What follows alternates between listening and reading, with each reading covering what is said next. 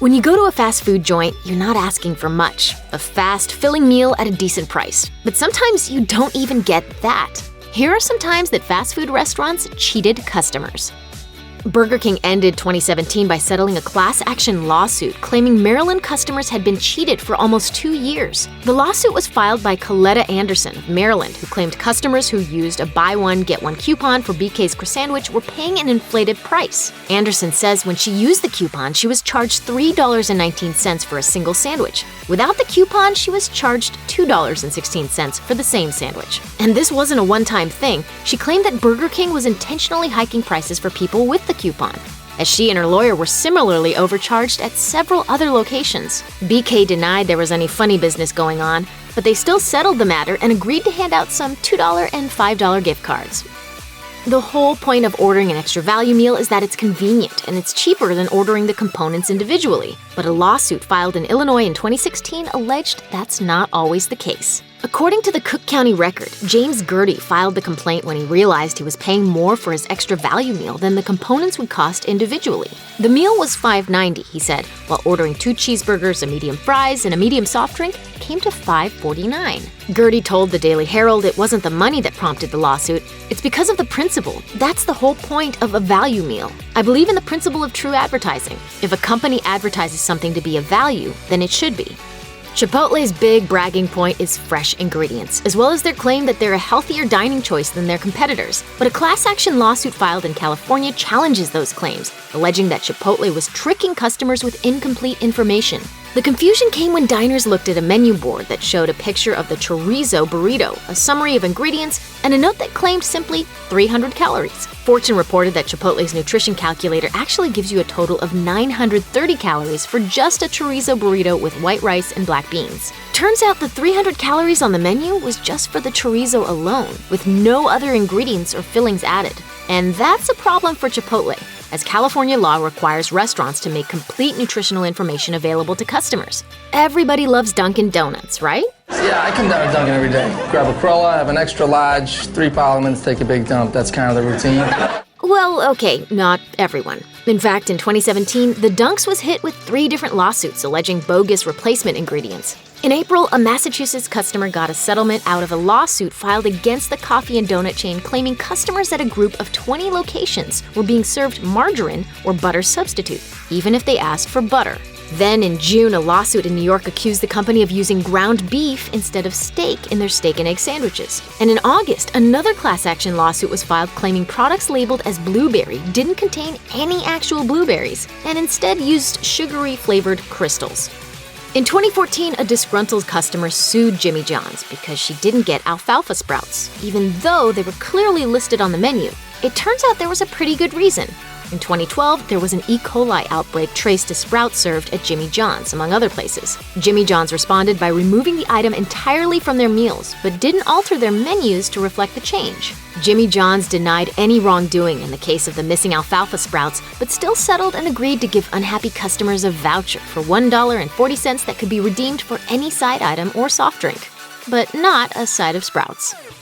If you think you've been shortchanged on your McDonald's French fry order, there might be a good reason for that, according to McDonald's employees who posted on Reddit. They say they were told to pinch the base of the cardboard carton so it would take fewer fries to make it look full. Other employees confirmed the practice and that customers occasionally called them out on it. But a McDonald's representative told the Huffington Post no such policy exists. We'll let our stomachs be the judge of that. In 2013, a customer at a Subway in Australia posted a photo of his footlong sub next to a tape measure that showed it was only 11 inches long. The internet was not about to stand for that sort of thing, and a group filed a class action lawsuit against Subway.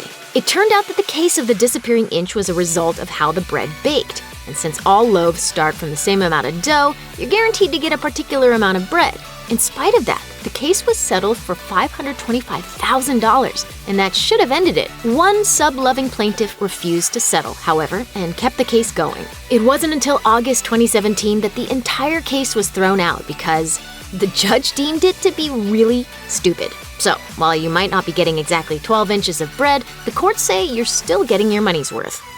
If you have a sneaking suspicion that your Big Mac isn't as big as it used to be, you're not the only one. Disgruntled customers on Reddit have posted pictures of McDonald's hamburgers on buns twice as big as the burgers, and even entire sandwiches they could measure using the length of their thumb. When McDonald's in Australia was confronted with customer accusations that burgers there were getting smaller, the company swore the meat patties have remained the same size and weight over the years.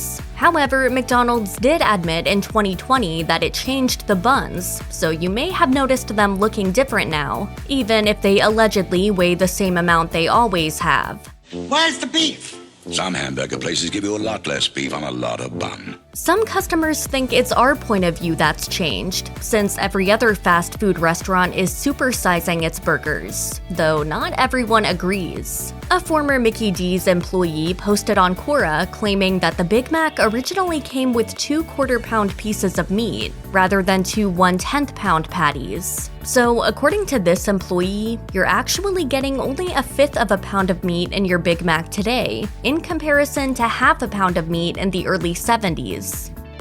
During the 2020 coin shortage, Chipotle found itself in legal trouble when it decided to simply round up to the next dollar, rather than give back exact change to cash customers. All that extra change ultimately added up to many thousands of dollars in profits for the chain. With customers losing mere pennies, Chipotle didn't think anyone would take the company to court. However, 10 cents here and 88 cents there multiplied exponentially, inspiring a class action lawsuit in Pennsylvania. With so many people out of jobs during the early days of the COVID-19 pandemic, the prosecuting attorney was concerned that this practice was negatively affecting those who only had cash and couldn't afford to let Chipotle keep the change. This wasn't the first time the company was accused of rounding. In 2012, the Star Ledger in New Jersey investigated an incident where Chipotle's cash registers were programmed to round totals up or down to save time in line.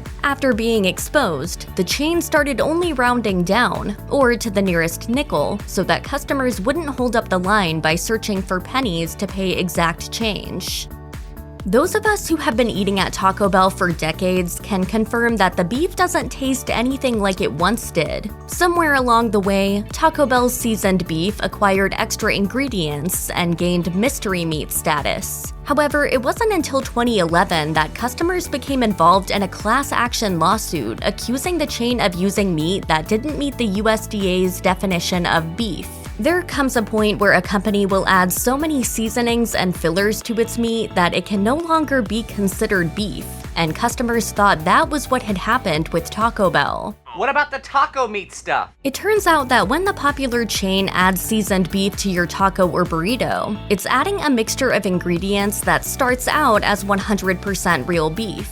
However, Taco Bell revealed that only 88% of the final mixture is beef, with 12% of other ingredients like oats, onion powder, and cocoa powder that are part of its secret spice and seasoning mixture. So yes, the seasoned beef starts out with real beef, but other ingredients provide flavor and allow the restaurant to stretch its beef a bit further.